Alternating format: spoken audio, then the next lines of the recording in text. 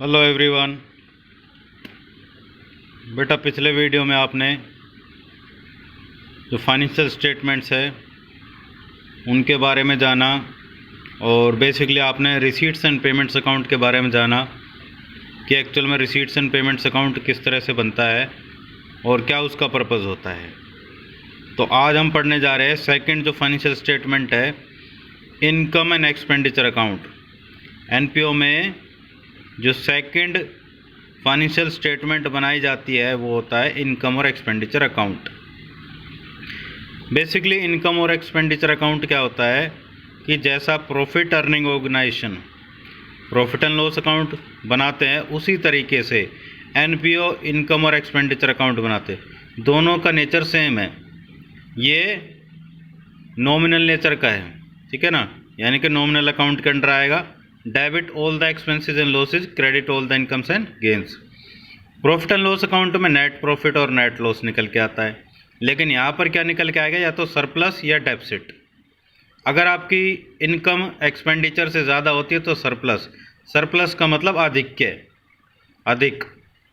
और अगर debit side यानी कि एक्सपेंडिचर इनकम से ज़्यादा है तो होगा डेफिसिट। डेफिसिट का मतलब घाटा, कमी, राइट।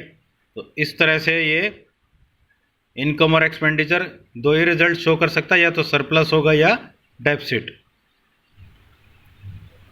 अब इसके बाद जो इसके फीचर्स हैं, स्पेशल फीचर्स है, वो देख लेते हैं। सबसे पहला नेचर ऑफ अकाउंट ऑलरेडी आपको बता दिया गया है, यह है नॉमिनल अकाउंट, नॉमिनल नेचर का है, तो इस पर उसी का रूल लागू होगा। Debit all the expenses and losses, credit all the incomes and gains. फिर है nature of items recorded in it. Revenue nature के आइटम रिकॉर्ड किए जाते हैं। डेबिट साइड पर एक्सपेंडिचर है तो एक्सपेंसेस और लॉसेज रिकॉर्ड किए जाएंगे। रेवेन्यू नेचर का आइटम आपको पता है, जो हर साल, हर महीने या रेगुलर बेसिस पर होते हैं।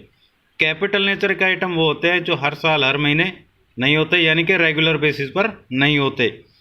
तो यहाँ पर सिर्फ रेवेन्यू नेचर के आइटम रिकॉर्ड किए जाएंगे। कैपिटल नेचर के आइटम कहाँ रिकॉर्ड किए जाएंगे, वो बैलेंस शीट में, राइट। अब जैसे इसमें एग्जांपल दे रखा है, भाई फर्नीचर बेचा है, तो फर्नीचर बेचने से जो पैसा मिला है वो इसमें रिकॉर्ड नहीं होगा, वो रिकॉर्ड होगा आपका असेट साइड पे और कैश में ऐड हो जाएगा। लेकिन फर्नीचर को बेचने से जो प्रॉफिट या लॉस हुआ है उसको इसमें रिकॉर्ड करेंगे। अगर प्रॉफिट हुआ है तो इनकम साइड और लॉस हुआ है तो एक्सपेंसिव साइड। फिर है omission of opening and closing balance of cash. इसमें ना तो ओपनिंग बैलेंस होता है ना क्लोजिंग बैलेंस होता है, इसमें कैश और बैंक बैलेंस नहीं दिखाया जाता है। एडजस्टमेंट्स, अब एडजस्टमेंट की बात आ जाती है। 11th क्लास में जैसे आपने पढ़ा था फाइनेंशियल स्टेटमेंट्स विद एडजस्टमेंट्स, वो एडजस्टमेंट आपने की, क्या जोड़ना है, क्या घटाना है, किस तरह से ट्रीटमेंट करनी है अकाउंटिंग। तो यहाँ पर भी सेम वही है, आपको एडजस्टमेंट करना पड़ेगा। लेकिन एक सबसे बड़ी बात क्या है, इसमें सिर्फ करंट ईयर के आइटम दिखाए जाएंगे, ओनली करंट ईयर के आइटम, ना तो प्रीवियस ईयर के ना नेक्स्ट ईयर के। यहाँ पर दो मेन बातें हैं। सबसे पहली बात तो रेवेन्यू नेचर का आइटम, चाहे वो एक्सपेंडिचर के हो या इनकम के हो, वो कोई बात नहीं है। मतलब इस अकाउंट में क्या रिकॉर्ड किया जाएगा, रेवेन्यू नेचर का आइटम। दूसरा करंट ईयर के आइटम, ना तो प्रीवियस के ना नेक्स्ट के, राइट। तो यहाँ पर बेसिकली दे रखा है 5th point, it records income and expenditure of current period, यानी कि करंट ईयर का ही रिकॉर्ड जो रखा जाएगा इसमें, ना तो प्रीवियस ईयर का ना नेक्स्ट ईयर का। पर्पज़, इसका पर्पज़ वही, या तो सरप्लस मिलेगा या डेफिसिट मिलेगा। तो इससे हमें ये पता चलेगा कि इनकम एक्सपेंडिचर से ज़्यादा है या कम है। अगर ज़्यादा है तो सरप्लस होगा, अगर कम है तो डेफिसिट होगा। और इसका हम करते क्या है, अगर सरप्लस निकल के आएगा तो बैलेंस शीट में लायबिलिटी साइड कैपिटल फंड होता है। जैसे प्रॉफिट अर्निंग ऑर्गेनाइजेशन में कैपिटल होता है, यहाँ पर कैपिटल फंड होगा, तो कैपिटल फंड में सरप्लस ऐड होगा, डेफिसिट माइनस होगा, राइट। इसका मेन पर्पज़ यही है। इसके बाद आ जाता है distinction between receipts and payments account and income and expenditure account, देख लेते हैं। तो सबसे पहली बात नेचर, ये कैश बुक से बनाया जाता है रिसीट्स एंड पेमेंट अकाउंट, और ये बनाया जाता है रिसीट्स एंड पेमेंट अकाउंट के बेस पर। और बेसिकली सेम फॉर्मेट होता है इसका, सेम तरीके से बनाया जाता है जैसे कि प्रॉफिट अर्निंग ऑर्गेनाइजेशन में प्रॉफिट एंड लॉस अकाउंट बनता है उसी तरीके से। और बेसिकली एक चीज़ और बता देता हूँ, receipts and payments account real account के अंडर आता है और इनकम और एक्सपेंडिचर अकाउंट नॉमिनल अकाउंट के अंडर आता है। साइड्स, क्योंकि आपको बताया था रिसीट्स एंड पेमेंट्स अकाउंट में, ठीक है, डेबिट साइड और क्रेडिट साइड नहीं होती, हालांकि इन्होंने वैसे समझाने के लिए दे रखा है। तो डेबिट साइड पर रिसीट्स को रिकॉर्ड किया जाता है, क्रेडिट पर पेमेंट्स को रिकॉर्ड किया जाता है। यहाँ पर इनकम और एक्सपेंडिचर अकाउंट में क्या करते हैं, डेबिट पर एक्सपेंसेस और लॉसेस को रिकॉर्ड करेंगे और क्रेडिट पर इनकम्स और गेन को रिकॉर्ड करेंगे। टाइप्स ऑफ अकाउंट आपको बता दिया है, ये रियल है, ये नॉमिनल है। Opening balance, receipts and payment का ओपनिंग बैलेंस क्या होता है, कैश और बैंक का जो बैलेंस होता है। लेकिन इनकम और एक्सपेंडिचर अकाउंट में ऐसा कुछ नहीं होता, वहाँ पर कोई ओपनिंग बैलेंस नहीं होता। फिर उसके बाद आ जाती है बात क्लोजिंग बैलेंस। इसमें क्लोजिंग बैलेंस वही होता है रिसीट्स एंड पेमेंट अकाउंट में, कैश और बैंक का बैलेंस जो साल के लास्ट में बचता है। हाँ, एक चीज़ है यहाँ पर, बैंक का बैलेंस फेवरेबल भी हो सकता है और अनफेवरेबल भी। फेवरेबल होगा तो कोई प्रॉब्लम नहीं है, अगर अनफेवरेबल होगा तो होगा बैंक ओवरड्राफ्ट, तो वो रिसीट साइड पर दिखाना पड़ेगा आपको। यहाँ पर इसका क्लोजिंग बैलेंस या तो सरप्लस होगा या डेफिसिट होगा। फिर उसके बाद है nature of items. Receipts and payments account में कैपिटल और रेवेन्यू नेचर दोनों ही आइटम रिकॉर्ड किए जाते हैं, लेकिन इनकम और एक्सपेंडिचर में ओनली रेवेन्यू नेचर के। फिर period of income and expenses, जो रिसीट्स एंड पेमेंट्स अकाउंट में, इसमें अब दोनों ही नेचर के आइटम रिकॉर्ड किए जा रहे हैं। और ये भी एक बड़ी बात है कि इसमें सभी सालों के भाई पैसा मिलना है, पैसा मिल रहा है, चाहे वो करंट ईयर का हो, चाहे प्रीवियस ईयर का हो, चाहे नेक्स्ट ईयर का हो, वो सारा रिकॉर्ड किया जाता है। लेकिन जो आपका इनकम और एक्सपेंडिचर अकाउंट है, इसमें सिर्फ करंट ईयर का ही आइटम है, वो रिकॉर्ड किया जाएगा। फिर एडजस्टमेंट्स, भाई रिसीट्स एंड पेमेंट्स अकाउंट में कोई एडजस्टमेंट की ज़रूरत नहीं है। कैश मिला है, रिसीट साइड लिख दीजिए, पेमेंट किया है, पेमेंट साइड लिख दीजिए, बस। इसका और कोई मतलब नहीं है, क्योंकि ये कैश बेसिस ऑफ अकाउंटिंग पे बेस्ड है। दूसरा, इनकम और एक्सपेंडिचर अकाउंट में एडजस्टमेंट की ज़रूरत है। प्रीपेड एक्सपेंसेस, आउटस्टैंडिंग एक्सपेंसेस है, अक्रूड इनकम है, मतलब सबको रिकॉर्ड किया जाता है, ठीक है, चाहे कैश में पैसा मिला हो या पेमेंट की हो या नहीं की हो, सारी बातें वो रिकॉर्ड की जाती है। और यहाँ पर क्योंकि accrual basis of accounting follow किया जाता है, इसलिए यहाँ पर ये एडजस्टमेंट करनी ज़रूरी है। Balance sheet, receipts and payments account के साथ बैलेंस शीट बनाना ज़रूरी नहीं है, क्योंकि आपको सीरियल वाइज पता है, सबसे पहला रिसीट्स एंड पेमेंट्स अकाउंट, फिर आपका इनकम और एक्सपेंडिचर अकाउंट, और फिर बैलेंस शीट। इसी रिसीट्स एंड पेमेंट्स अकाउंट के बेस पर आप इनकम और एक्सपेंडिचर अकाउंट बनाओगे। फिर जो आइटम इनकम और एक्सपेंडिचर अकाउंट में ट्रांसफ़र कर दिए, उसके बाद जो item receipts and payments account में बचेंगे, वो बैलेंस शीट में ट्रांसफ़र कर दिए जाएंगे। फिर इनकम और एक्सपेंडिचर अकाउंट के साथ बैलेंस शीट बनाई जाती है और उसमें सारे कैपिटल नेचर के आइटम रिकॉर्ड किए जाते हैं, राइट। लास्ट पॉइंट है इसमें transfer of closing balance. Receipts and payment का जो क्लोजिंग बैलेंस होता है, वो नेक्स्ट ईयर का ओपनिंग बैलेंस बन जाता है, ठीक है। इसके साथ ही जो एक क्लोजिंग बैलेंस है कैश और बैंक का, ये बैलेंस शीट में दिखाया जाता है हालांकि, ठीक है। जो क्लोजिंग बैलेंस शीट है उसमें असेट साइड पे दिखाया जाता है। और अगर मैं बात करूँ इनकम और एक्सपेंडिचर अकाउंट के जो क्लोजिंग बैलेंस को, तो वो बैलेंस शीट में कैपिटल फंड में या तो ऐड होगा या माइनस होगा। अगर सरप्लस है तो ऐड होगा और डेफिसिट है तो माइनस होगा। Now distinction between income and expenditure account and profit and loss account. अब इनमें डिफरेंस क्या है, ज़्यादा डिफरेंस नहीं होता, देख लेते हैं। ऑब्जेक्टिव, इनकम और एक्सपेंडिचर का ऑब्जेक्टिव है या तो सरप्लस निकल के आएगा, डेफिसिट। लेकिन प्रॉफिट एंड लॉस अकाउंट का मेन ऑब्जेक्टिव क्या है, ये पता करना कि नेट प्रॉफिट हुआ है नेट लॉस हुआ है, इन दोनों के बारे में पता करते हैं, या तो नेट प्रॉफिट होगा या नेट लॉस होगा, और इसमें सरप्लस या डेफिसिट। प्रिपेयर्ड बाय, यहाँ पर एनपीओ प्रिपेयर करते हैं जिनका मेन मोटिव या मेन ऑब्जेक्टिव क्या है, सर्विस प्रोवाइड करना, लेकिन यहाँ पर जो प्रॉफिट अर्निंग ऑर्गेनाइजेशंस है उनके द्वारा ये तैयार किया जाता है और उनका मेन मोटिव है प्रॉफिट अर्न करना। फिर है बेसिस ऑफ प्रिपरेशन, जो इनकम और एक्सपेंडिचर अकाउंट है ये रिसीट्स एंड पेमेंट अकाउंट के बेसिस पर बनाया जाता है, जो कि जहाँ से वो उसको इन्फॉर्मेशन मिलती है। लेकिन प्रॉफिट एंड लॉस अकाउंट बनाया जाता है ट्रायल बैलेंस के जो बेस पर, ठीक है, और इसके अलावा और एडजस्टमेंट वगैरह दी हुई हो, यानी कि और इन्फॉर्मेशन हो उसके बेस पर। फिर उसके बाद है बैलेंस। इसमें बैलेंस क्या आता है बेसिकली, या तो सरप्लस आएगा या डेफिसिट आएगा, और प्रॉफिट एंड लॉस अकाउंट में या नेट प्रॉफिट या नेट लॉस। अब इसके बाद है बैलेंस शीट। बैलेंस शीट में वो एसेट साइड और लायबिलिटी साइड होगी, और ट्रायल बैलेंस तो इसमें होता नहीं है एक्चुअल में, ठीक है।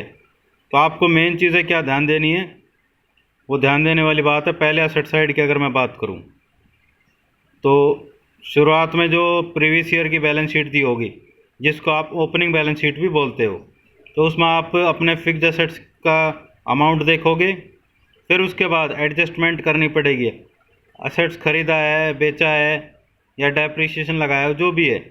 अगर नया एसेट्स खरीदा है तो पिछला जो बैलेंस है उसमें प्लस करके, ठीक है, क्लोजिंग बैलेंस शीट में दिखाओगे। और बेसिकली ये कहाँ मिलेगा, ये रिसीट्स एंड पेमेंट्स अकाउंट के पेमेंट साइड पे मिलेगा, क्योंकि जब आप असेट्स खरीदोगे तो पेमेंट करनी पड़ेगी, तो रिसीट्स एंड पेमेंट अकाउंट के पेमेंट साइड पे मिलेगा।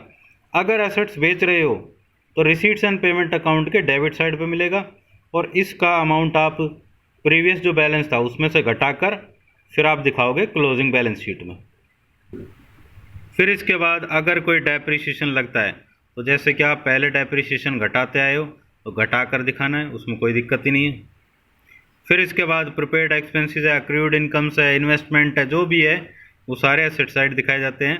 और जो क्लोजिंग बैलेंस होता है रिसीट्स एंड पेमेंट अकाउंट का, जो कि कैश और बैंक बैलेंस होता है, वो आप दिखाओगे एसेट साइड पर। और अगर बैंक ओवरड्राफ्ट है तो वो लायबिलिटी साइड में दिखाया जाएगा, उसमें कोई बात ही नहीं है। इसके बाद लायबिलिटीज़, तो प्रीवियस ईयर की जो बैलेंस शीट दी गई होगी वो भी आपको देखनी। साथ में और क्या देखना आपको, रिसीट्स एंड पेमेंट अकाउंट। तो रिसीट्स एंड पेमेंट अकाउंट में ये देखना कि भाई नया लोन लिया गया है या उसकी पेमेंट की गई है, ये सारी चीज़ें देखनी पड़ेगी।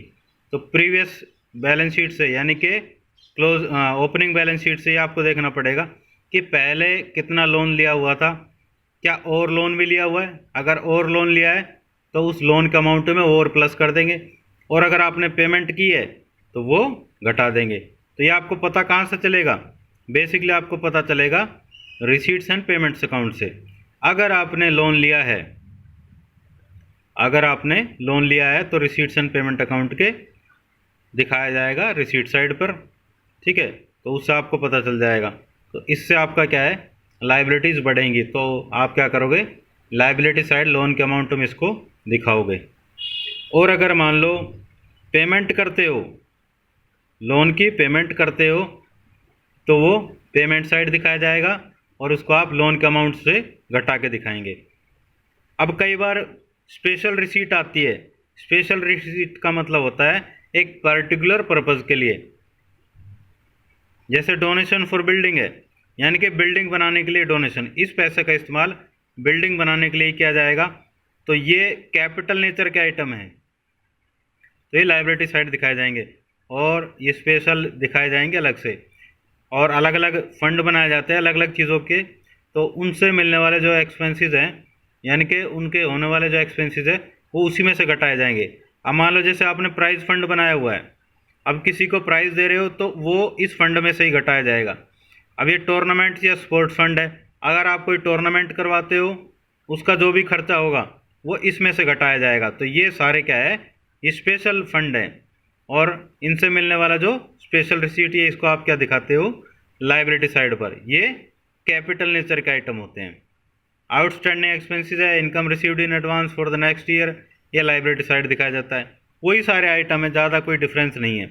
अब इसके बाद बात आ जाती है, जब भाई आपका बैलेंस शीट पूरी तैयार हो जाती है लगभग, तो पहले तो आप क्या करोगे, जो आपकी ओपनिंग बैलेंस शीट होती है यानी कि प्रीवियस ईयर की बैलेंस शीट, तो आप क्या करोगे, असेट साइड और लाइबिलिटी साइड देखोगे। अगर एसेट साइड लाइबिलिटी साइड से ज़्यादा है तो बैलेंसिंग फिगर क्या निकल के आएगा, आपका कैपिटल फंड। और इस कैपिटल फंड को आप बेसिकली दिखाओगे क्लोजिंग बैलेंस शीट में, और उसमें ऐड क्या करोगे, सरप्लस, और अगर डेफिसिट हुआ तो माइनस करेंगे। सेम वही इसका एग्जिस्टेंस है जैसे कि प्रॉफिट अर्निंग ऑर्गेनाइजेशंस में कैपिटल का होता है, राइट। अब एक क्वेश्चन देख लेते हैं, उससे आपको इनकम और एक्सपेंडिचर अकाउंट बनाने में आसानी होगी। From the following receipts and payments account of Golden Cricket Club New Delhi, prepare the income and expenditure account for the year ended March 31, 2019। अब ये गोल्डन क्रिकेट क्लब है न्यू दिल्ली का, उसका रिसीट्स एंड पेमेंट अकाउंट दिया हुआ है, तो उससे आपको इनकम और एक्सपेंडिचर अकाउंट बनाना है। और साल कब लास्ट हो रहा है, 31 मार्च 2019 को, यानी कि 1 अप्रैल को स्टार्ट हुआ होगा। तो ये रिसीट साइड है और ये पेमेंट साइड है। अच्छा, एक चीज़ और बता देता हूँ आपको, अगर आपको इनकम और एक्सपेंडिचर अकाउंट बनाना है और रिसीट्स एंड पेमेंट्स अकाउंट दिया हुआ है, तो इनकम साइड कौन से आइटम दिखाए जाएंगे और एक्सपेंडिचर साइड कौन से आइटम दिखाए जाएंगे, उस चीज़ को समझिए। रिसीट साइड इनकम के आइटम हैं, इनकम और एक्सपेंडिचर के अगर आपको आइटम ढूंढने हैं इनकम के लिए तो वो मिलेंगे रिसीट साइड, और अगर आपको एक्सपेंडिचर के आइटम ढूंढने हैं तो वो मिलेंगे पेमेंट साइड। अब थोड़ा सा ध्यान देने वाली बात क्या है, ये आपको ध्यान देना है कि सबसे पहली बात तो करंट ईयर के आइटम, दूसरी बात रेवेन्यू नेचर के आइटम ही इनकम और एक्सपेंडिचर अकाउंट में ट्रांसफ़र किए जाएंगे, अदरवाइज जो कैपिटल नेचर का आइटम है वो बैलेंस शीट में। अब यहाँ पर देख लेते हैं, ये कैश इन हैंड है, ये नहीं आएगा, ये भी नहीं आएगा।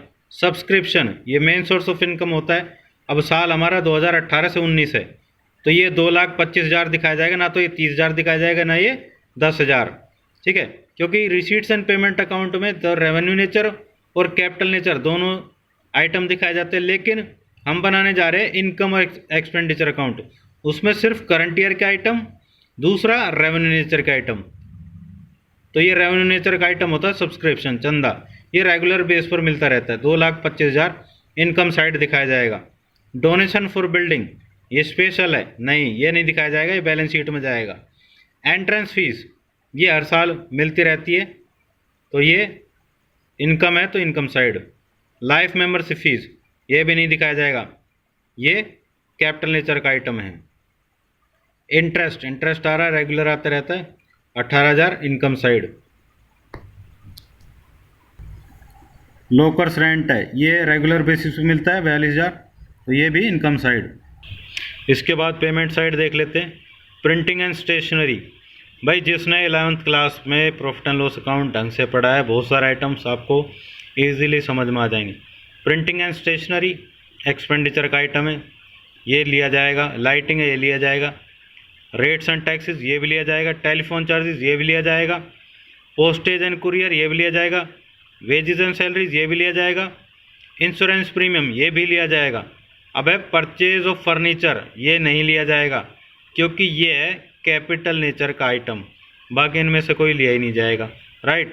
तो इससे आपको क्लियर हो गया कि इनकम और एक्सपेंडिचर अकाउंट में सिर्फ करंट ईयर का आइटम, दूसरा रेवेन्यू नेचर का आइटम लिए जाएंगे। अब उसका सॉल्यूशन देख लेते हैं। तो यहाँ पर बेसिकली आप ये लिखेंगे income and expenditure account for the year ending 31 मार्च 2019।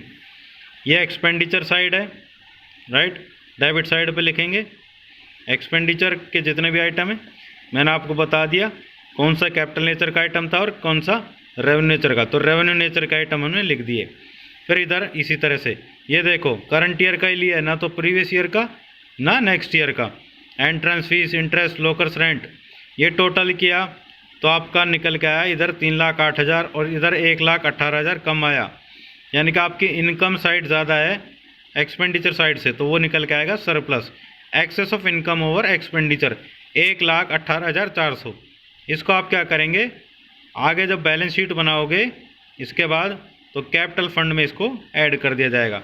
तो बेटा आज के लिए इतना ही बहुत है, मिलते हैं नए कॉन्सेप्ट्स के साथ नए वीडियो में। तब तक के लिए आप बने रहिए हमारे चैनल अकाउंट्स एंड इको हमसे सीखो पर। Okay bye, take care.